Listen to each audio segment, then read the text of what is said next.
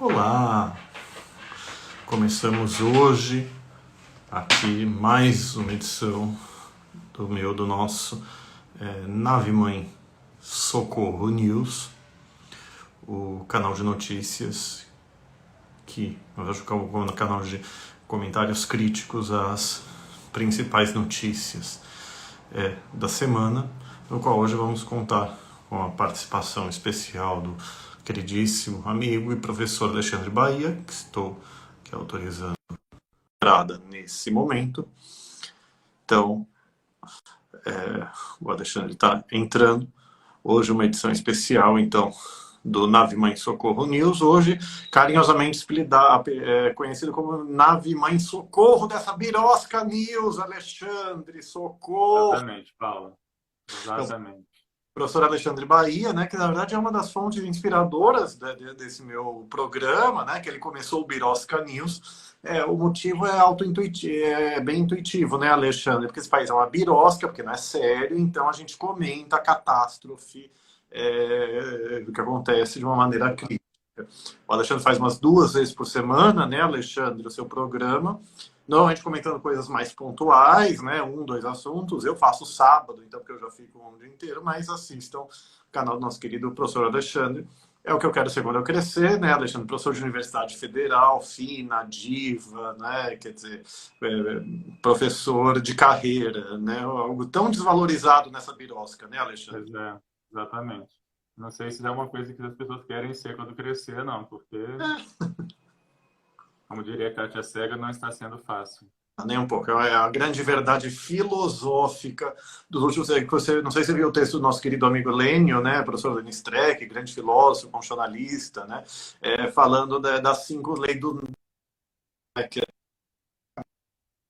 a apologia à estupidez com um grande problema, que o ignorante que tem ideias estúpidas, ele não sabe que é ignorante tem ideias estúpidas, ele não quer entender também. Parafraseando muito, é um grande problema do nosso país. Quer falar um pouquinho do seu canal, Alexandre, enquanto a gente está começando? Ah, pois é, boa tarde a todas e todos. Eu queria agradecer o Paulo para a gente fazer esse crossover de programas de notícia, né? Eu faço, então, 2 vezes por semana o Birosca News, sempre às segundas e quintas-feiras, 19 horas, no meu perfil do Instagram, e depois disponibilizo o conteúdo no meu canal do YouTube e também em versão de podcast. E aí, o Paulo e eu, a gente está tendo essa ideia de ao invés de a gente só passar raiva sozinhos ou conversando um com o outro, a gente já faz isso por WhatsApp, né? Passando raiva pelas coisas que acontecem nessa birosca desse país, a gente então resolveu transformar isso numa coisa, compartilhar as nossas desventuras, não é? E muito bom poder fazer isso agora junto aqui, já que a gente já faz isso o tempo todo via WhatsApp. As pessoas veem, né, o teor altamente intelectual das nossas divergências. Né? Minha deusa, nave-mãe, Alexandre, o que eu faço com essa criatura e vice-versa? Aí o Alexandre só, preguiça. Né? Quer dizer, é a síntese do ninguém merece e tá certíssimo. Amazon, deixa eu te falar uma coisa. Eu tô vendo você todo tremido, né? Tenta de fazer assim, deixa eu tentar desligar você, aí você entra de novo, pode ser? Tá, Às vezes acontece isso, mas ok. vou tentar aqui. Só um instantinho. Então tiramos aqui rapidamente o nosso amado Alexandre, mas já vai voltar para ver se esse outro lamentável mal entendido desse país, que é a internet, são as redes sociais, né? Na verdade, a internet móvel funciona. Então, aqui o Alexandre vai entrar de novo. Então, rapidamente. Será que agora tá ok? Voltou. Ainda está um pouquinho, mas vamos indo, né? Acho que talvez você fique assim, meio tremido, mas dá para te ver, dá para te ouvir muito bem. Aí qualquer coisa, quem estiver nos Pra ouvir minha assistindo mãe. vai falando. Aqui eu falo, não vai ter golpe, né? Não temos preconceito contra rapermazianos, aqui somos bonzinhos e pluralistas, né? Uma piada interna, a gente deixa para lá. Então, se a gente for desenvolver a piada, o programa é só isso, né, Alexandre? Então vamos embora. Exatamente. Hoje, É de longe. assim, pode falar. Não, já vem de longe essa história, já vem de longe. Então, Pois é, acho que hoje, então, a ideia, ao invés da gente comentar várias notícias da semana, vamos focar em duas ou três, né? A primeira, né, o crime de racismo homotransfóbico, né, o crime de homofobia e transfobia do ministro da Educação.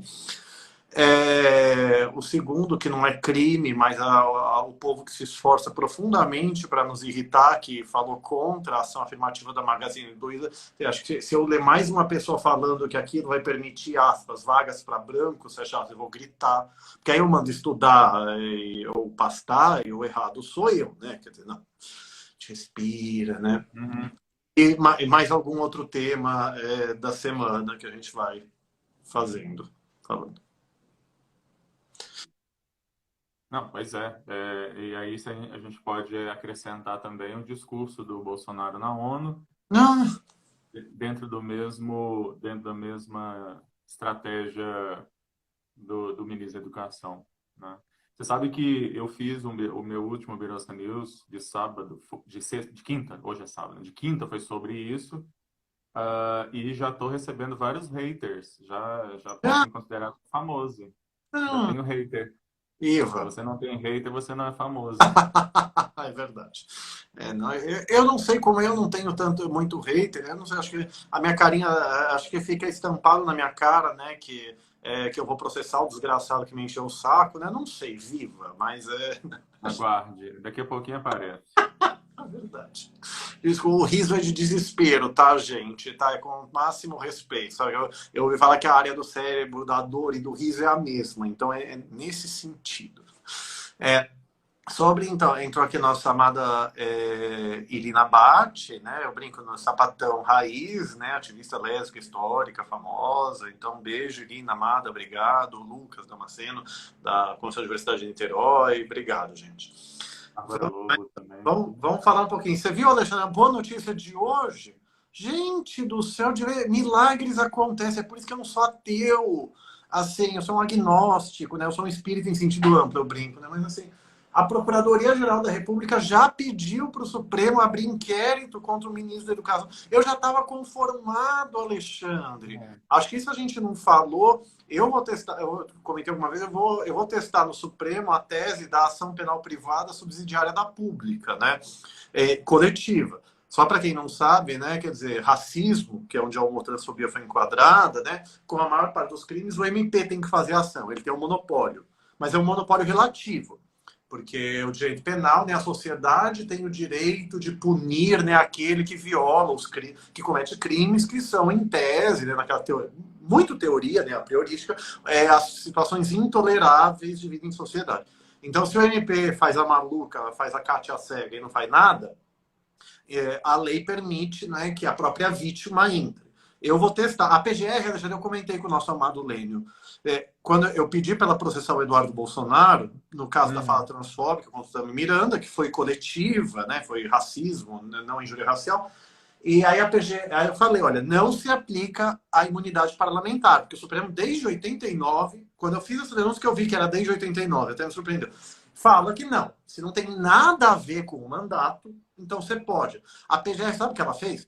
Ela fez um formulário, ela marcou um X aonde ela achou, e o X ela escreveu imunidade. Então, quer dizer, a PGR do Aras, né, que não se ajuda, ela está quase a engavetadora geral da República, então eu já estava conformado. E aí veio essa ótima notícia, que um subprocurador, que eu esqueci o nome, já pediu para o Supremo. Minha deusa, obrigado!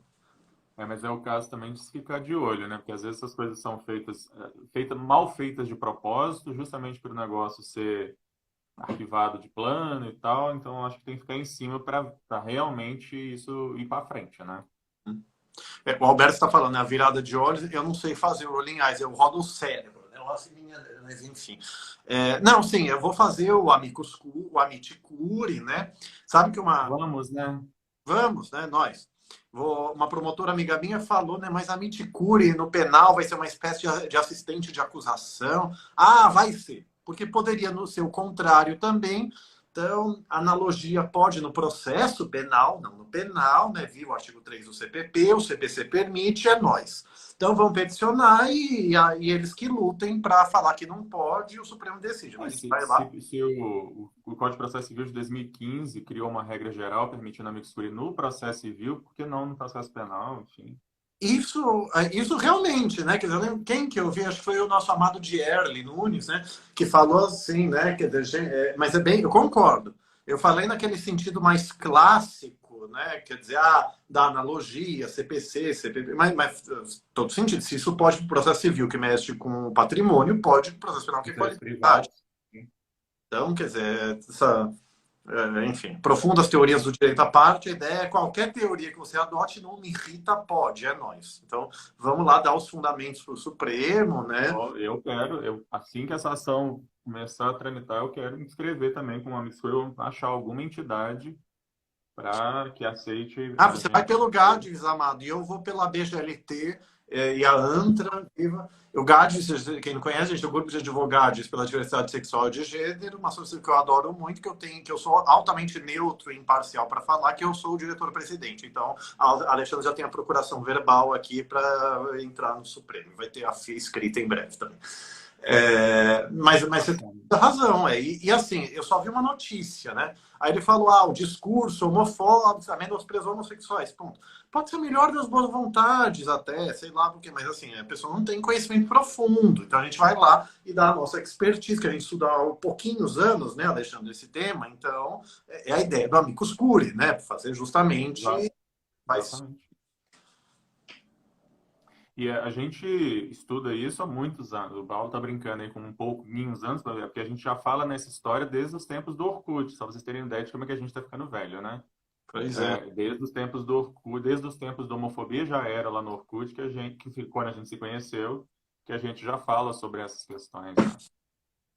Eu vou pensar se eu entrego o nome do perfil do Alexandre na época, né? Tão fofinho. Mas, enfim, privacidade e intimidade é um direito fundamental, né? Então a gente Você deixa fala aqui. aquele perfil que eu tinha do Mozão e Anjinho? E pode. Intimidade, a pessoa decide o que ela revela ou não. Ele falou, era ele e o então marido, né? O namorado na época, enfim, mozão e anjinho. Tão lindo, tão fofo. Mal sabia eu que tinha um constitucionalista raiz ali atrás. Então, viva. Olha a Ana pedindo para eu te entregar e que ele se entregou já, né, Ana? Eu acabei falando mesmo. Mas assim, eu achei muito importante, né? Porque assim, uma discussão que eu acho muito relevante, Alexandre, para falar, que acho que a gente tem que trabalhar no processo, é que assim, em algum grau a liberdade de expressão como direito humano, direito fundamental, permite, né, a pessoa falar coisas erradas, até ser deselegante e grotesco, às vezes. Porque ela não permite discurso de ódio, um ataque puro e simples. Então, o que aconteceu com o caso da Ana Paula Valadão. A sorte dela é esse discurso dela ter sido feito em 2016. Porque, no final das contas, ela está justamente na exceção expressa que o Celso abriu, né? O Celso fala da questão do discurso religioso, mas ele mesmo faz a ressalva de que o discurso religioso não seria possível caso fosse discurso de ódio. Enfim. E que é o que era, que é o que foi aquilo ali. Gratuito. Sim. Nada de religião ali naquela história. Não tem dúvida. Se eu tiver forças, a gente... na verdade, que eu fiz a denúncia, esse foi a Erika Hilton, né, co-deputada estadual, o advogado dela fez, eu ajudei e tal. A gente está pensando, a gente vai fazer dano moral coletivo contra ela. 16, 17, 18. Mas é porque, assim, embora tenha passado 3 anos, ele tem pelo menos uma tese. Não sei se o STJ falou que o prazo seria de 5 anos, né? Então a gente vai tentar, mas Não, realmente, o que o Celso falou, né? Liberdade de religião, você pode fazer apologia, proselitismo, tudo o que você quiser, vírgula, desde que não seja discurso de ódio, incitar o preconceito e a discriminação. Que é por isso que é o que eu falei que saiu no Jornal Nacional, né? A fala é criminosa porque incitou o preconceito e a discriminação contra homossexuais e trans. Acho que ninguém mais pegou de trans. Ele falou que homossexuais viriam de famílias desajustadas. Eu vi as pessoas, já falam umas 2, 3 pessoas falando, olha, minha família é ajustada, é perfeita, é normal, é isso, é aquilo. Então, não tem nada a ver. E que ele tem certas reservas a professores transgênero. E olha que engraçado, ele falou, olha, Você pensa assim, parece que vai vir algo meio bom, mas nem isso. Olha, É, tem problema com o professor transgênero? Ele falou, olha, se ele, ela não fizer apologia, não fizer isso, não fizer aquilo, você vai falar, aí tudo bem. Aí ele fala, mesmo se o professor trans não fizer isso e aquilo, tenho certas reservas. Ele pode ter reserva contra judeus, ateus, católicos? Não, tá a mesma coisa. exatamente. Ele não tem o direito de falar que, e pior, né, falar que aquela coisa pseudocientífica, dizer que a biologia diz que a sexualidade, diversidade sexual não é normal, alguma coisa assim, sabe? E aí apela para uma coisa que parece científica, né, dizendo a biologia, tá dizendo, eu queria saber qual manual de biologia é esse, né? Manual de biologia do século XVI deve ser, né? Alguma coisa assim. Que nem, nada na modernidade, nenhum estudo na modernidade justifica uma pataquada dessas.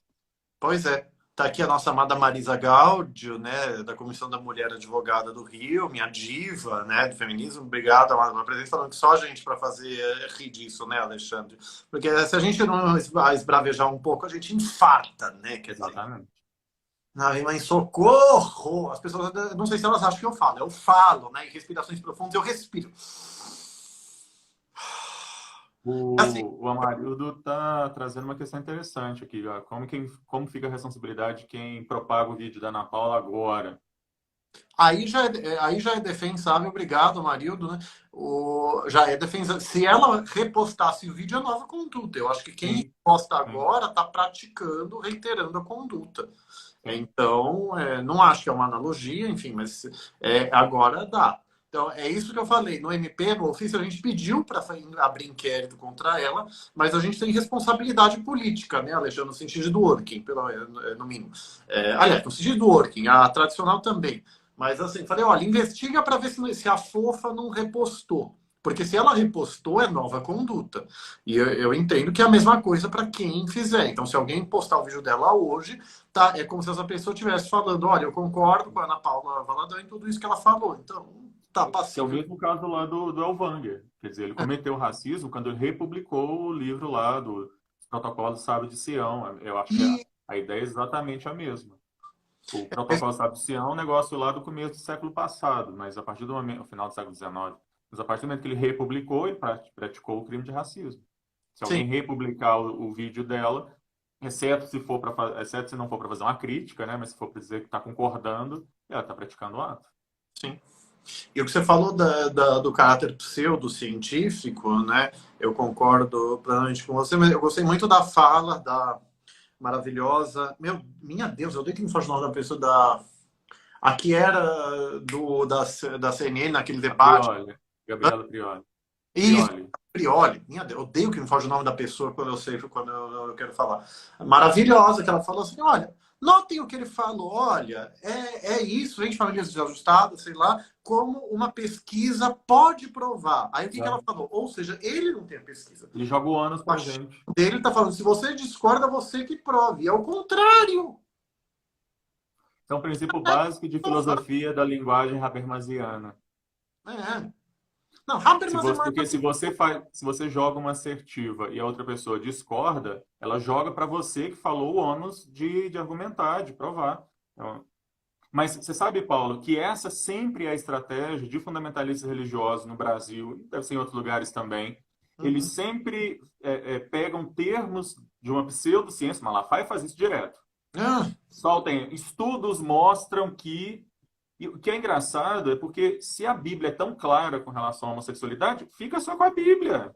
Por que tem que apelar para a ciência? Apelam para a ciência justamente porque a Bíblia não, é qualquer coisa menos clara com relação a essas questões. E aí apelam para uma pseudociência, jogam que há estudos mostram que, e aí jogam para a gente o ônus de ter que provar que aquilo lá não existe, que lá é maluco, estapafúrdio, enfim. Uma coisa que eu tenho defendido é que a gente tem que parar, inclusive, de ficar se dando ao trabalho de negar as coisas que eles falam. A gente tem que ir a fundo das questões verdadeiras que estão por trás. Eu não vou ficar aqui construindo uma hora de argumentação com você para provar que a biologia não fala esse absurdo que ele falou. Não faz sentido a gente fazer isso. Faz sentido a gente falar que a biologia nunca falou isso. Não na modernidade. E aí, cabe a ele provar. Agora, eu quero que ele me traga um artigo da Nature, por exemplo, falando um absurdo desse. Até porque os artigos da Nature todos vão falar que é o contrário. A homossexualidade existe em qualquer espécie animal não humana, sempre existiu, etc. Não, perfeito. Eu tava falando, Amado, o Habermas é maravilhoso. Ele só erra quando ele critica a ponderação, mas eu adoro o Habermas no resto. Alex fala a mesma coisa, né, gente? A nossa piada interna do início, né? Que vocês ignoram, mas qualquer teoria da argumentação, até porque o Alex ele se baseou em Habermas, comendo work, e aí Sim, criou sim, sim. o Não, próprio. e mesmo rápido, isso aí. Quando é questionado, tem o ônus de provar aquilo que argumentou, para falar do meu jeito, né? Num jeito mais assim advocatício, né? Num jeito, sabe quem diz isso? A lei. Artigo 373, inciso 1 do CPC. Cabe ao autor provar o fato constitutivo de seu direito. Quem alega tem que provar. Mas eles fazem isso mesmo para tentar jogar para a gente. Eu concordo. É só falar, gente, olha, eles fizeram uma maluca. Assim, olha, se você tiver. Eu até acho assim, que agir. É um agir estratégico habermasiano, né? Embora talvez o agir comunicativo você tivesse mais certo, uma analogia bem distante que eu brinquei aqui com os termos, a gente ignore. Mas assim, acho que até por isso, se a gente tem fácil, como eu tenho, você tem, olha, a gente tem até esse link, ó, tá aqui a pesquisa. Mas assim, isso é só para a gente tentar ganhar mais o debate público. Mas tá, assim, a gente é muito comum no movimento social a gente falar, não, não vamos dar palco para essas criaturas, não vamos ficar refutando, senão a gente põe luz neles, nelas, e vamos falar, não, o que eles estão falando é falso. E aí a gente Exato. processa, porque no processo ele E- vai provar. Isso. Exatamente. É o que o Felipe Neto, por exemplo. O Felipe Neto copiou um tweet, agora ótimo também, que um desses caras do governo, desses ministros aí, falou que está sendo distribuído um livro do Mandetta que fica junto com os livros do Felipe Neto fazendo apologia à pedofilia. E o Felipe Neto falou, olha, já vou... A única resposta para mim com relação a isso é o processo que eu vou fazer Viu? contra esse cara. É isso. E é isso que a gente tem que fazer. Exato, Não ficar exato. gastando... É o tipo da prova impossível, inclusive, né? Na verdade, a gente, você não tem como provar que algo não existiu, né? Quer dizer, então, ele tem que provar que existe. Pior que se a gente vai nessa linha processual, né, a gente fala, não, não, não, tem negativas que não são impossíveis, que a negativa é por uma afirmação, né? Não, isso é falso, mas não tem, mas ele tem como provar que é verdadeiro, então ele que prove. Então, Exato. mas acho que só no debate público, né, em redes sociais, então se a gente tem os links, é bom mostrar. Mas assim, se tem estudo, tá, mas se não tem, é isso mesmo, gente. Eu quero que ele me prove, então, quer dizer, vai. Então, é um pouco isso. Mas assim, eu acho que isso que a gente está falando, né, Alexandre, está na nossa grande luta de tirar a decisão do Supremo do papel. Isso. Eu tenho falado, né, eu dei algumas entrevistas quando a decisão fez 1 ano, em junho, né? Que assim, o problema é que 1 ano é muito pouco tempo, né? Mal dá tempo de ter uma sentença de primeira instância, às vezes. Quanto menos decisão de tribunal, que é o que a gente consegue pesquisar. Então, e ficou eu acho que pelo menos uns 3 a 6 meses, as pessoas LGBTI mais descobrindo o que é crime e o que não é agora, que tipo de discurso é criminoso. Eu falei algumas vezes, falei, olha, entendo o seu incômodo, mas esse caso não me parece bom, acho que o judiciário não vai achar que isso é crime. Outros eu falo, olha, isso já dá, vamos tentar. Uhum. E assim, porque a birosca desse país não parou, né? Veio a decisão, aí, sei lá, 2 meses depois o Crivella cometeu racismo. Por que ninguém fez denúncia de racismo? Não sei. Por que eu tenho que fazer, né? Vai ter que fazer. Lá no Rio, a Maria Eduarda Guerra fez uma ação de dano moral, a gente vai fazer de racismo. Mas ele censurou o beijo gay no quadrinho. Aí o Bolsonaro, que estava um Rivotril de novo, sei lá, entre abril, maio, agosto, ele voltou a esbravejar no pedido de impeachment que eu fiz, né, Alexandre, que você assinou, obrigado. A gente falou, né, eu escrevi lá, que o Bolsonaro, como é que é? É uma beligerância injuriosa sem filtro. Foi o termo Uhum. que eu consegui colocar numa petição que ele xinga chulamente todo mundo sem parar. Então voltou. Historicamente, 1 ano é pouco tempo, mas esse caso, alguns outros, né? É aquilo que eu falei, né? A gente precisa que o MP faça a ação. Se ele não fizer, a gente vai poder testar a tese da ação penal privada num caso coletivo, né? E a ação que ela foi pensada na lei para o indivíduo. Então, estou antevendo polêmicas, né? Que a gente vai ter aquelas discussões insuportáveis. Alexandre é doutor em constitucional, mas ele entende muito mais de processo do que eu, né? Eu sou advogado de contencioso, eu sei disso. Mas eu antevejo aquelas discussões insuportáveis, vai ficar 10 anos discutindo se eu posso ou não entrar com a ação antes do mérito. Então, Uhum. corre. Mas assim, vai ser o jeito. Mas acho que eu acho legal quando o MP faz isso. Vamos supor que a gente possa entrar enquanto associação. Mas é importante o Ministério Público fazer, que é a função dele. E dar um peso político muito forte, mesmo que a gente possa fazer. Nesse meio tempo, a gente ainda ficou com aquela discussão sobre doação de sangue. Então, a decisão ainda tem muito recente, e no meio dessa história ainda teve a batalha lá da doação de sangue. Porque depois que a decisão saiu a ato de julgamento, ainda teve aquela coisa bizarra da Anvisa, o Ministério da Saúde, dizendo que precisava esperar a publicação do acórdão. Seria a primeira vez na história do Supremo que se teria que esperar a publicação do acórdão, que não bastaria ato de julgamento. Imagina se a gente precisasse esperar a publicação de acórdão para que a decisão da STF fosse cumprida toda vez que ele desse uma decisão. Tem acórdão que demora 3 anos ou mais para ser publicado. E aí foi necessário falar o óbvio, né? E o óbvio que o Supremo já disse várias vezes, né? Quer dizer, além de integridade do direito, é coerência. O Supremo já falou 500 mil de vezes. Eu escrevi no processo, eu fiz uma reclamação no Supremo, né? Com isso eu falei, olha, a Anvisa age de má fé. A jurisprudência suprema é pacífica. Aí a AGU, eu acho, Alexandre, que a AGU na doação de sangue, ela deu uma bronca em alguém da Anvisa, né? Porque a AGU falou, não, veja bem, a Anvisa ela não estava preocupada com o processo, ela nem sabe de processo, a AGU quis dizer. Ela quis, depois da publicação do acordo, só que aí ele fez aquela tergiversada para falar que a Anvisa estava certa em se preocupar. Mas, porque pelo menos a AGU, né? Quer dizer, quando tomou. Foi depois da reclamação. Sim, Teve uma sim, sim. polêmica de bastidores que entidades LGBTI estavam negociando com a Anvisa nova normativa, que eu acho ótimo. Mas, assim, você negociar uma nova normativa não quer dizer que tem que esperar a nova normativa para cumprir a decisão. Essa foi depois A da. orientação da Anvisa, no site da Anvisa, a orientação era para continuar fazendo exatamente como estava antes. Tinha essa orientação formal no site. Isso é muito sério. É muito sério. Descumprimento de decisão judicial é um negócio muito sério. Aquela coisa, né? O nosso amigo maravilhoso, professor Lenin Streck, né? A gente pode discordar das decisões do Supremo, ele discorda de muito, a gente discorda de outro, mas assim, o Lenin, eu acho, a gente é amicus curiae, a gente é amigo do Supremo e Constituição, porque inimigos ele já tem vários, né? Os inimigos curiae. Então, você goste ou não da decisão do tribunal, tem que ser respeitada, até que você venha outro no lugar, ou uma lei que vai encontrar em diálogo, né, institucional.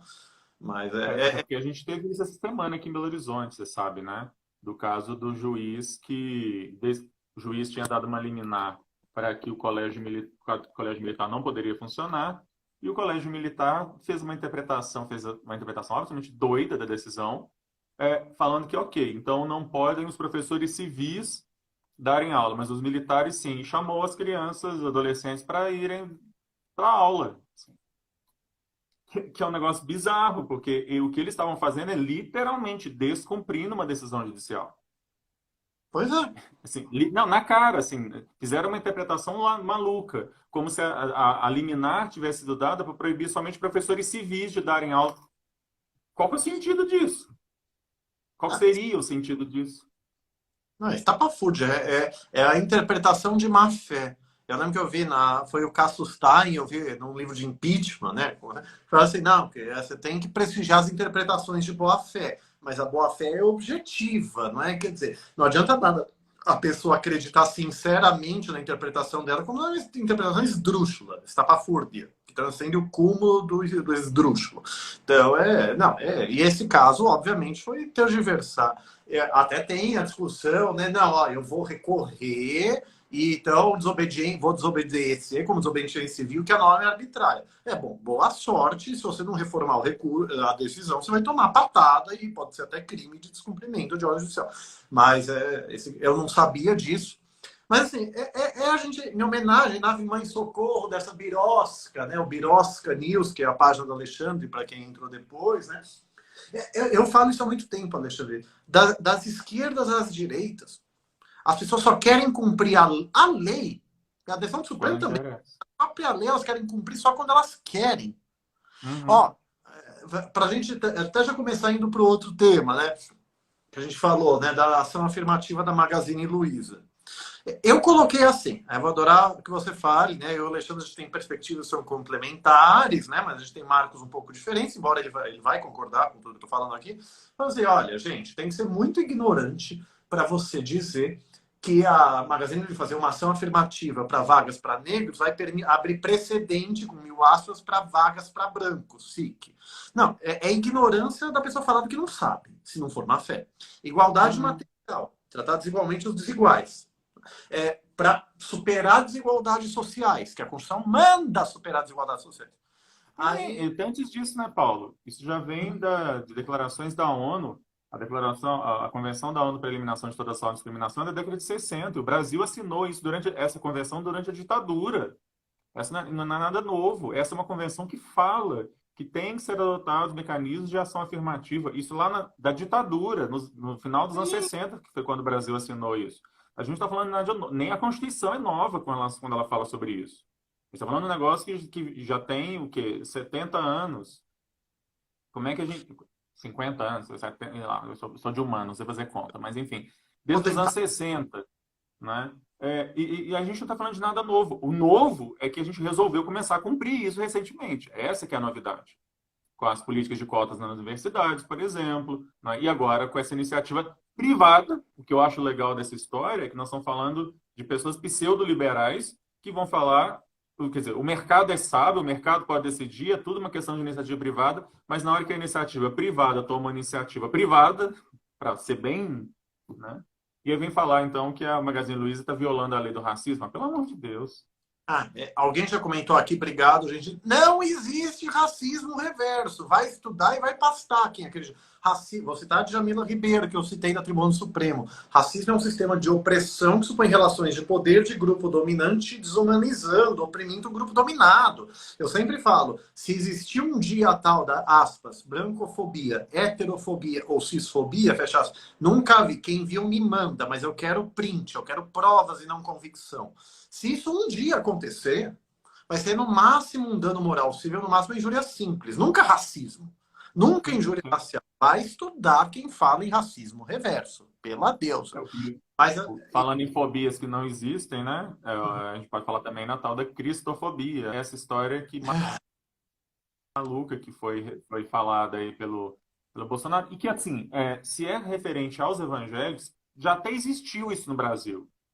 Há muitos anos atrás, isso até existiu no Brasil. Mas isso não existe mais no Brasil desde, pelo menos, sei lá, o final dos anos 80. Que a gente não tem isso mais no Brasil.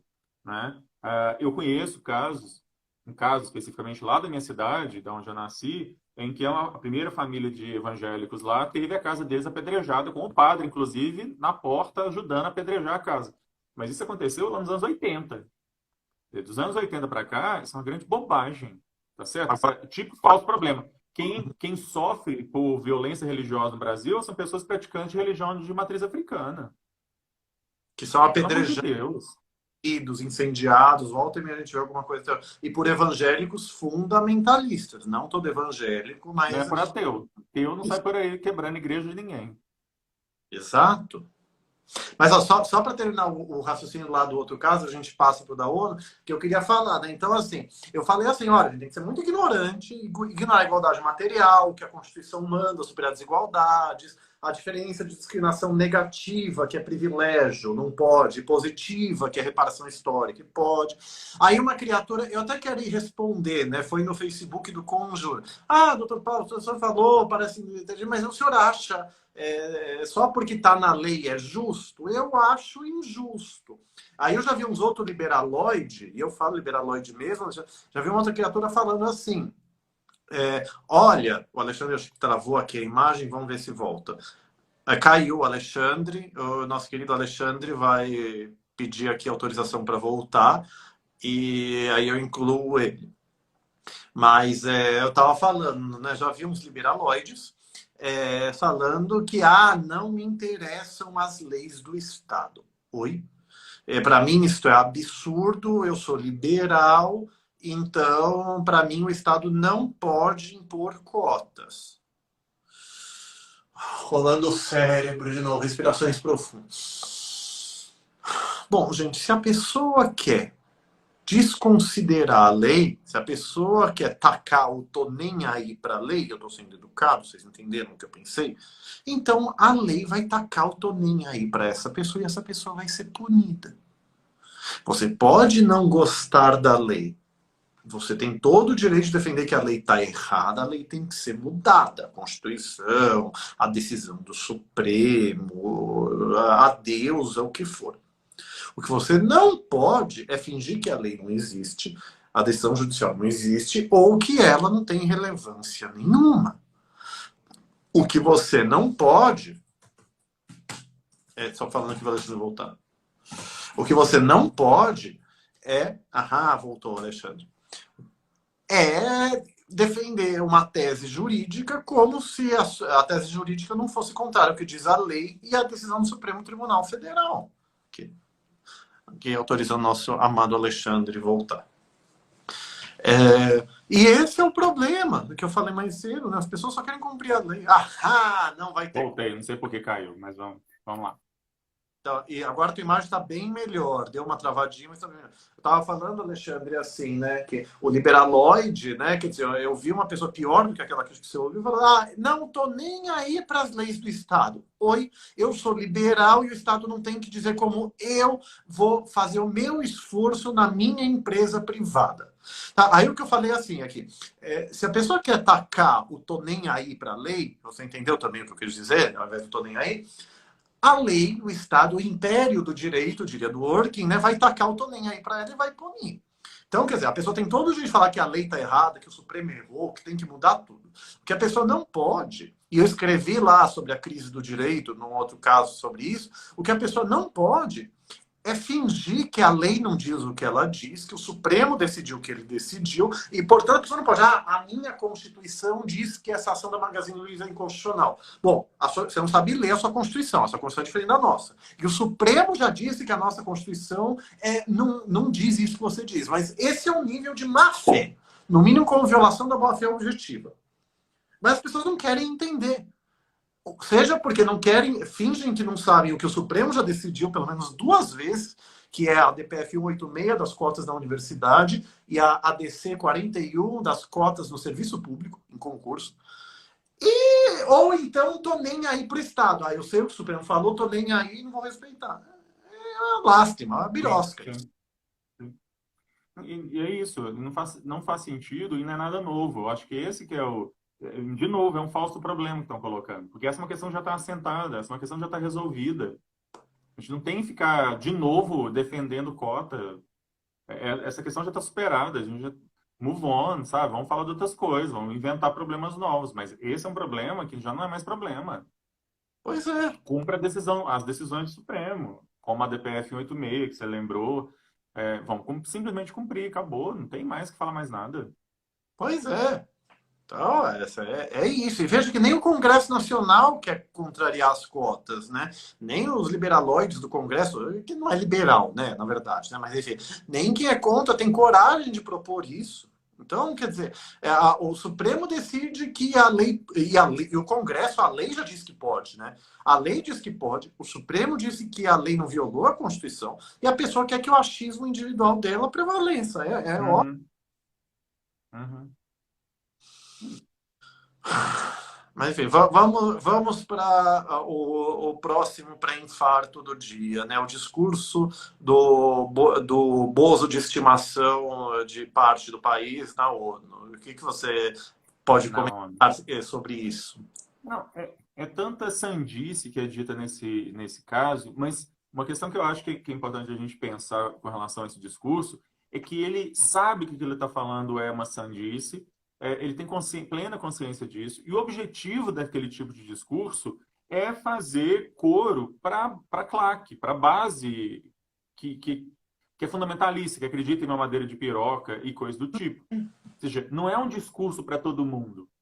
Uhum. Ele sabe que aquela história lá, floresta úmida não pega fogo, a cristofobia e mais não sei o quê, e nós estamos investindo em prevenção do Covid, distribuindo, fabricando cloriquina. Ele sabe que nada disso faz sentido, mas é um monte de coisas para pautar o jornalismo, que daí o jornalismo e todo o debate ficam em cima de querer mostrar que aquilo ali está errado, enquanto os verdadeiros problemas que são a economia no buraco, as queimadas que estão acontecendo de verdade, a gente que não sai do platô, né, com relação ao número de contaminados do Covid, o mundo inteiro está caindo o número e a gente continua com o número de infecções alto. Enquanto isso, a gente está discutindo aqui, a imprensa gasta matérias e mais matérias. Vamos mostrar aqui todos os pontos errados do discurso do Bolsonaro. É isso.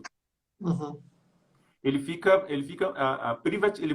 privatiza a pauta do debate. A gente tem que sair dessa coisa e batermos naquilo que é problema real. Isso. Acho que a imprensa, eu acho que ela erra ao dar tanta ênfase nos absurdos, né? Acho que até você tem que, mas faz uma matéria, a gente aí se ironiza, fala, olha, a gente já mudamos de assunto porque é uma coisa tão absurda, quem quiser, já falamos, na reprise vai falar e tal. Assim, a imprensa... Mas o verdadeiro problema é esse, sabe assim? Eu acho que tinha que logo na sequência falar, olha, isso aqui que ele está falando para desviar o foco, porque na verdade o verdadeiro problema é esse, e pronto, sabe? Entendeu? Mas não, você gasta uma matéria inteira só para ficar pegando ponto por ponto. Sim. É o que eu tenho falado muitas vezes, é um governo fascista. Se ele se considera fascista ou não, o problema é dele. O que é o fascismo? É você sempre ficar criando um inimigo para criar a guerra de nós contra eles, você é injustiçado. E outro dos elementos do fascismo, isso é o Fascismo Eterno do Humberto Eco, o outro livro do autor é Stanley, alguma coisa sobre fascismo, que ele analisa o governo Trump tanto o Trump quanto o Bolsonaro consideram o Bolsonaro como o Trump brasileiro, e é mesmo. Ele só não é tão rico, mas é tão grotesco quanto. Mas assim, e o que eles querem? É a nova língua, né? Quer dizer, eles querem dizer que o mundo está em conspiração contra o pobre Bolsonaro de estimação deles. E para quê? Ele quer destruir a credibilidade de toda a mídia para que as pessoas acreditem só nas lives dele, para ele poder mentir à vontade. Porque, sabe, com todos os problemas da teoria da verdade real, né? Não é bem isso que eu estou falando, mas assim, acontece uma coisa, acontece X no mundo. Aí ele diz que o que aconteceu foi Y. Você mostra foto, vídeo, pode ser prova que nosso amigo Bruno Torrano até fala, né? Tem o conceito até de verdade por verossimilhança, né? Quer dizer, mas você mostra que o que aconteceu é isso e ele fala que não é e pronto. Ele fala, não é isso, estão mentindo. Isso é fascismo. Então, realmente, ele fala para a claque dele, é deplorável nesse país ter 30% de pessoas que votam nele no primeiro turno. Na França, né, com todos os problemas, quando os Le Pen, a extrema-direita, vai para o segundo turno com 25%, 30%, ela não passa de 25%, 30% no segundo turno. Pelo menos não tem passado até hoje. Tem piorado na França, na série do mundo, mas é deplorável. Então, ele mente descaradamente. E, sei lá, realmente para polarizar a mídia E para manter essa guerra constante, como você está falando, que é isso mesmo, não é? E o tempo todo as pessoas estão contra nós e tal, a imprensa é o inimigo e não sei o quê, e, ao mesmo tempo, monopolizar a pauta. Ele monopoliza o discurso. Acho que uma das coisas que a crítica no Brasil tem que fazer é recuperar o protagonismo de pauta. Não deixar que ele dite qual é a pauta. A leitura, né? Nós é que temos que ditar qual que é a leitura, quais são os verdadeiros. Ele que tem que estar na defensiva. Ele que tem que estar se defendendo contra as coisas que são apontadas contra ele. Não ele ditando as coisas malucas e a gente aqui, eu digo muitas vezes a imprensa, gastando tempo todo, mostrando por que está errado, por que é sandice, por que não faz sentido, etc. É um erro, parece, da política dos liberais sérios, né? Quer dizer, aquela pessoa que respeita as liberdades individuais, os limites democráticos do executivo, com maior ou menor hipocrisia na parte social, mas parece que é um erro que você vê nos Estados Unidos, né? Que é o que eu mais consigo acompanhar fora do Brasil, né? Mas eu concordo. Deixa eu só falar que está aqui o perfil da ANTRA, né? Associação Nacional de Travestis e Transsexuais. Eu tenho quase certeza que é a nossa amada, maravilhosa Bruna Benevides, né?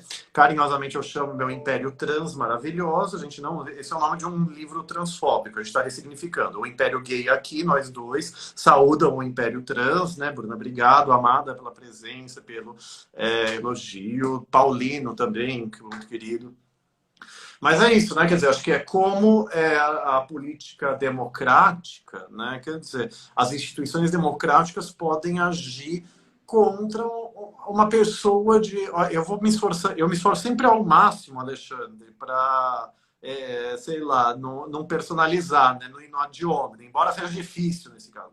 Uma pessoa de práticas fascistas. É diferente da pessoa que é ontologicamente fascista, embora ele não se ajude. O que a gente faz, enquanto liberais, enquanto democratas, respeitoso do pluralismo social, com pessoas como Bolsonaro e Trump, que chegam no governo e fazem práticas fascistas. Né? Uhum. Como que a gente implementa o paradoxo da tolerância? Tem que tolerar todo mundo, menos o intolerante, porque o intolerante quer destruir a tolerância para Tolerante, o intolerante. intolerante dele. Eu acho que é isso que a sociedade ainda não sabe fazer muito bem. Não que eu saiba, eu processo desgraçado. Mas, assim, acho que essa é a dificuldade. A liberdade de expressão continua sendo um grande mal-entendido, né, Paulo? Lá, Como onde eu você já fala há anos, né? Pois é, né? O Buarque de Holanda diz que a democracia é um lamentável mal entendido nesse país, de uma maneira um tanto elitista, ele falou, né? Então a gente fala, liberdade de expressão é um lamentável mal entendido nesse país, eu falo, né? Eu achei tudo é um deplorável mal entendido nesse país. A Levar o dinheiro República é um tremendo mal-entendido nesse país também, né? É a minha velha questão lá de quando é que nós vamos fundar a República no Brasil, né? faz sempre. Quando fundaremos a república nesse país? O Alexandre sempre fala, né? Ele fala, é um grito, né? Quer dizer, às vezes eu marco o Alexandre, quando fundaremos. República, para quem não sabe, né? Coisa pública é você não usar a coisa pública, o aparato estatal, para interesses privados. Aí, sei lá, o CNJ, ou, sei lá, o Supremo autorizam o aumento de salário dos próprios juízes, né? Quer dizer, então, ou o Mas executivo é uma coisa. faz a mesma coisa. Eles aumentam os nomes para falar, Alexandre, quando fundaremos a República? Aí o Alexandre responde, nunca. Aí quando tem uma coisa boa, o Alexandre fala, lampejos de República. Olha, aconteceu, de vez em quando. De vez em quando acontece. Mas essa semana, falando em AGU, a AGU promoveu mais de 600 procuradores ao nível máximo, da carreira máxima, ao cargo, assim, pô, Para isso quando o próprio governo está falando em reforma administrativa, que vai atingir a professorinha. Mas é, o advogado-geral da União, que agora passou a ganhar, todos, né, passaram a ganhar mais de 23 mil reais, isso não quebra o Estado, né? não, eu vi isso ontem, né? Não, é deplorável. Isso não dá para respeitar, desculpa, isso é deplorável. Alexandre, eu tenho uma tese muito simples de reforma da Previdência, e trabalhista também, mas enfim. Porque, olha, é outra coisa do fascismo que eu falei, né? A mentira, que é a propaganda enganosa, por assim dizer, né? Humberto Eco bem fala. Assim, que eles falam, não, estamos combatendo privilégios, aí eles querem um apoio, mas a reforma não protege. Então, quer dizer, de novo, é só o peão, e nós, né? Quer dizer, o trabalhador comum, nós somos trabalhadores comuns mais privilegiados, a gente está meio que na base também. É o servidor público comum, é o trabalhador comum, etc., que tem que fazer sacrifício, mas juízes, promotores, militares, parlamentares, aí eles não se cortam nada. A minha tese é muito simples, Alexandre. Ou todo mundo faz um sacrifício proporcional, então reduz salário de juiz, de promotor, etc. Aí quem já reduziu tanto o trabalhador comum que eu acho que não pode mais reduzir. Mas se vai reduzir aqui embaixo, tem que reduzir em cima. Ou então a gente quebra junto. Porque o que Isso. não pode, da igualdade material, tratar desigualmente os desiguais, é você tratar desigualmente os desiguais para aumentar a desigualdade. Tem que tratar desigualmente os desiguais para diminuir a desigualdade. A teoria da justiça do John Rawls, né? Dá para você ser liberal e ter bom senso social, né? Qual que é o segundo princípio de justiça, né? O Rawls, que não é socialista, né? Deve ser uma resposta liberal ao socialismo. Ele fala, olha, o primeiro princípio de justiça é todo mundo tem que ter as mesmas liberdades, simplificando muito. E o segundo, olha, as desigualdades sociais, uma lei só pode manter as desigualdades sociais se ela, ao mesmo tempo, melhorar a base. É o princípio da diferença. Parafraseando muito, por favor, né? Uma teoria muito complexa, muito boa. Mas então é isso, né? Quer dizer, você tem que melhorar de baixo, no mínimo. Eu falo, a deforma trabalhista, segundo John Rawls, né? Um artigo bem antigo, de 2016, 2017, eu falei isso no Justificando. Falei, olha, ela vai ser justa se assim, se apesar de tirar direitos, isso pelo menos aumentar, melhorar, que é o que mais ou menos o próprio Bolsonaro diz, mas é o que não acontece. E no mundo inteiro já está provado isso. Então é deplorável. Um dia vamos fazer uma DIN assim no Supremo. Ó, princípio da, quer dizer, isso. Olha, Supremo, ou vocês cortam o salário dos juízes, dos parlamentares, vamos fazer uma sentença substitutiva, aditiva, maravilhosa? Ou vocês fazem isso ou essa porra é inconstitucional. A minha tese é muito simples, é essa. Mas é isso. Na verdade, eu sempre falo com meus alunos, vamos começar cortando desse pessoal aí. Depois que a gente cortar deles e tornar os salários deles compatíveis minimamente, porque esses dias eu fiz um cálculo com um amigo meu que teve na Alemanha, conversando com uma juíza na Alemanha, a diferença do salário mínimo da Alemanha, ou seja, de uma pessoa que ganha um salário mínimo para o salário de um juiz, é muito menor do que a diferença de um salário mínimo para um salário de juiz no Brasil. Ou seja, um juiz no Brasil, ele ganha mais de 30 vezes mais o salário mínimo, enquanto que um juiz na Alemanha ganha 5, 6 vezes o salário mínimo. 5, 6 vezes, Paulo. E isso nós estamos falando de um dos países mais ricos do mundo. Por que nós somos um país, nesse sentido, então, pobre, podemos pagar 30 vezes o salário mínimo para um juiz, enquanto que um juiz na Alemanha ganha 8 mil euros. 6 mil, 7 mil euros. Um juiz, se a gente for converter o salário do juiz no Brasil para euros, ele ganha 2, 3 vezes mais que isso. Como é que a gente pode estar pagando 2, 3 vezes mais para um juiz do que um juiz alemão ganha? Isso não faz sentido. Aí o que me irrita, aí as associações de magistrados, acho que foi o CNJ, eu acho, mas alguém autorizou. O juiz já tem férias de 60 dias por ano, o que já é um benefício maior, né? Não vou falar privilégio, porque no direito privilégio é arbitrário, mas enfim, acho que tinha que acabar. E que na prática ninguém nunca tira essas férias, eles vendem, o que é um argumento a mais para não ter que ter os 60 dias. Aí agora autorizaram vender 1/3 das férias. Aí olha o que um gênio com J... Excelência, com todo respeito, me processa. Porque o que você falou não tem boa ser objetiva, tá? Me processa e eu ganho o processo. Tudo bem que vai ser um juiz me processando para outro juiz julgar, né? Você me defende, Alexandre. A gente vai para a corte interamericana. É o que vai sobrar. Mas assim, ele falou, não, veja, mas todo trabalhador no Brasil pode vender as férias e só o juiz que não. Fala, ô dó. Aí eu falei já em 2 lives. Excelência, com todas as venhas, concessa data máxima. Misturei 2, então não sei falar. É concessa máxima vênia ou data máxima vênia. O dia que o trabalhador comum ganhar a mesma coisa que o juiz, ou que o juiz ganhar a mesma coisa que o trabalhador comum, ou for equivalente, aí você pode fazer esse argumento. Então, o juiz já tem 1000 privilégios. E assim, veja, acho que líquido, o juiz deve ganhar 20 mil, né? Acho que o salário base é 25 mil bruto, sei lá. Vai, entre 15 e 20 mil líquido o juiz ganha. E eu acho que, mas que seja como for. O juiz tem auxílio paletó, auxílio moradia, auxílio livro que eles têm. Eu falo, os 15, 20 mil líquido é para gastar no shopping center. Parlamentares também, tá? Para não falar que eu só xingo a magistratura. E eu não estou xingando, estou só criticando tudo. Então, quer dizer, o salário, já me falaram, né? Aí o juiz fica trocando carro, trocando apartamento. Lembra o juiz aqui de São Paulo, o então presidente? Mas aí, sei lá, ele não falou exatamente assim, mas como que eu vou ir para Miami comprar um terno? Comprar terno. Então, gente, é surreal! Não, e essa juíza que esse meu colega encontrou com ela lá, ela é presidente no tribunal de um dos estados lá, e ela chegou lá para conversar com ele de bicicleta, porque é como ela vai trabalhar todo dia, inclusive. Viva! É a diferença de uma pessoa de um país que tem senso de república. Ninguém está falando que a Alemanha é perfeita, a gente está analisando pontualmente, tá? Não, falando de república, de um mínimo. Só um parênteses, Alexandre, nosso querido, amado professor Flávio Pedron, acabou de entrar, querido irmão, também obrigado, Flávio, um dos nossos dworkianos favoritos, né, Alexandre, junto com o Zé Emílio, maravilhoso professor Flávio, obrigado pela presença e mais uma vez está aqui numa live minha, né, agora ainda mais com o nosso amado, maravilhoso Alexandre. Ele falando, né, infelizmente a magistratura se sente a nova nobreza francesa, quase isso. O Alexandre fala, né? Quer dizer, aí se processarem você, Alexandre, eu te defendo, tá? Mas o Alexandre fala que tá faltando tá faltando umas revoluções francesas, umas...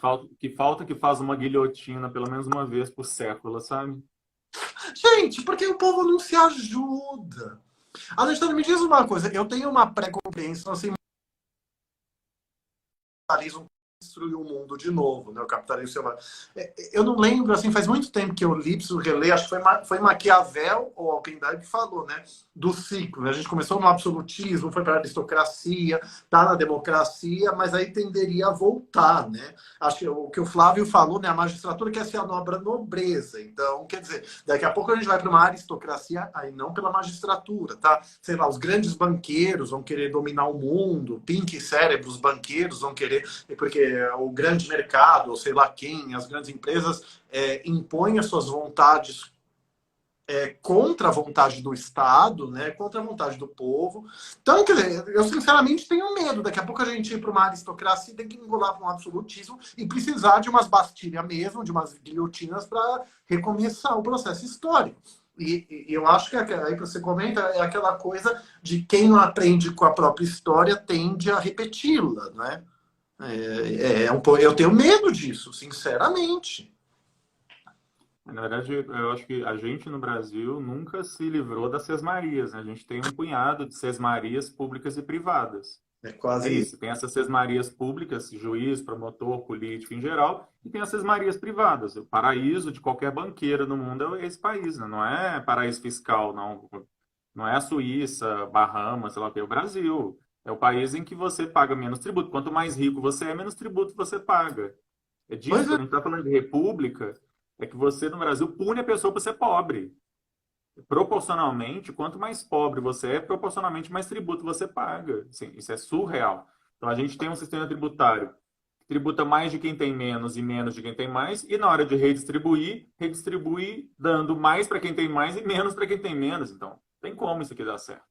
E você lembra, né, o seu amigo, né? Gente, sempre que eu falo seu amigo, eu tenho um hashtag só que não junto, né? O Paulo Guedes, o imposto Ipiranga, como disse um amigo meu, ao invés de criar imposto sobre grandes fortunas, ele quase criou um imposto sobre grandes pobrezas, lembra? Que ele queria, como é que é? Ao invés de criar nova CPMF, que é o imposto regressivo, sabe que, Alexandre, eu nem sou contra a CPMF, acho que eu sou uma minoria minoritária nesse Brasil, mas que nem você falou, você cobra a mesma coisa do paupérrimo e do bilionário, então você cobra mais do paupérrimo. Então é por isso que eu sou a favor dela se você tiver uma redistribuição de renda melhor, né?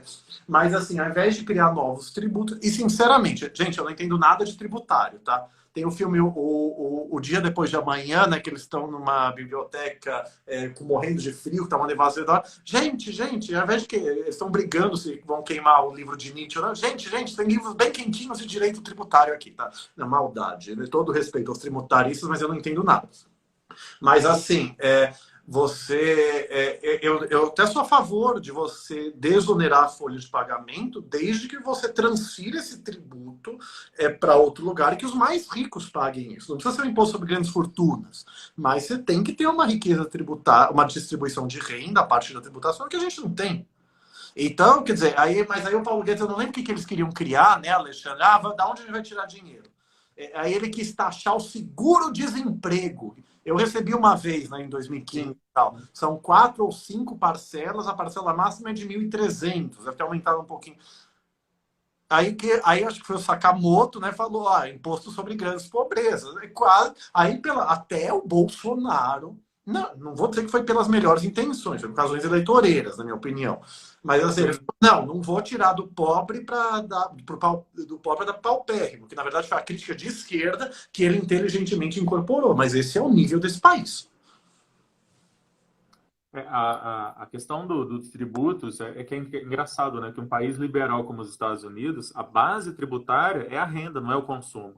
No nosso caso, a nossa base tributária é o consumo. E é por isso, então, você acaba punindo a pessoa. Quer dizer, é fácil você não pagar tributo no Brasil, basta você não comer. É. Se for viver de luz natural, né? Porque senão é de energia elétrica. Se for Desculpa. viver de luz, você não paga tributo. É isso, das duas uma no Brasil. Ou você vive de luz, ou você é rico. Você quer não pagar tributo no Brasil? Seja rico ou viva de luz. Porque se você é uma pessoa que trabalha, bate ponto, tem que cumprir o horário, e o imposto é retido na fonte, e compra pãozinho, e etc., você vai pagar mais tributo. É isso. E por isso que a gente entra nessa história de que essa birosca não é uma república. Aí o professor Flávio está falando, né, mas a gente está de novo nessa discussão de castas, né, com cartórios, judiciário, etc. Né, vou acrescentar nisso. Né, ele falou, né, e da ignorância de uma classe média que apoia por achar que se afastaria do autoconhecimento da precariedade da situação. Então, quer dizer, aí aquela piada das esquerdas, né? Gente, o imposto sobre grandes fortunas não é para você, classe média, é para quem ganha muito, para quem ganha mais de 100 mil reais por mês, sabe? Tem que tomar cuidado, para ser justo, parece que uma vez um projeto de lei que fizeram queria pegar uma renda acima, sei lá, de 2 milhões. Mas aí, obviamente, a pessoa não se atentou para um detalhe, né? Hoje um apartamento de classe média pode valer 1 milhão, 2 milhões, né? Então, você tem que tomar muito cuidado quando você escreve o projeto de lei, é óbvio. Mas não é para escrever um projeto de lei errado, quer dizer, não é para você, criatura. Assim, eu vi essa história que você falou, Alexandre, minha deusa, do aumento, o nosso amado Lenny Streck ama de paixão, certamente ele fala de outro, né? Mas daquele grande jurista, só que não Sardenberg, gente, aquele homem me irrita. Mas aí ele falou uma coisa com toda razão, né? Parece que revogaram, Alexandre, isso. Parece que teve um ato administrativo que deu e parece que renovou. Aí ele falou que apostar que vão entrar na justiça dizendo que já ganharam e que é direito adquirido e que não pode ter retrocesso social. Eu aposto que eles vão fazer isso e eu tenho medo. Eu tenho medo do judiciário decidindo isso, né? Não, pelo amor de Deus, não dá, né, gente? É inacreditável. É inacreditável. Pois é, e aí não é sério, a discussão toda não acaba não sendo séria. A gente não tá, essas questões que a gente está discutindo, era isso que o Congresso Nacional tinha que estar discutindo, era isso que o Jornal Nacional tinha que estar discutindo. Né? Não é se existe cristofobia no Brasil, não é se mato molhado pega fogo, tá certo? Não era isso que a gente tem que estar pautando a discussão pública. O que a gente tem que estar pautando a discussão pública essa questão tributária, por exemplo. Sim. Né? É o fato de que, ao mesmo tempo que está se pensando em criar a nova CPMF, está se perdoando bilhões de reais dos poucos tributos que as igrejas pagam no Brasil. Sim. Mas olha o nível, Alexandre. Aí a gente já vai finalizando também, né? Mas essa história de cristofobia. Ano passado, durante o primeiro semestre, eu participei de 2 audiências públicas na Câmara dos Deputados, né, sobre a criminalização da homotransfobia, né, para ver se o Congresso aprovava. Aí, numa delas, eu estava na mesa, aí foi um deputado da bancada dita evangélica, eu chamo de fundamentalista, mas tudo bem, que aí ele ficou falando. Eu esperava ouvir cristofobia, besteira. O que eu não esperava era ouvir que, aspas, tem mais cristofobia que homofobia no Brasil, fecha aspas. Olha o fofo do deputado, né? Ele falou, só porque eu achei que não pode discutir sexualidade na escola eu virei homofóbico. Ele fala de um jeito vago, o pior que eu tenho certeza, sabe o que foi? Por ele ser contra projeto de lei de falar que tem que se preocupar com a defesa da diversidade sexual das escolas, ele achou absurdo ser chamado de homofóbico.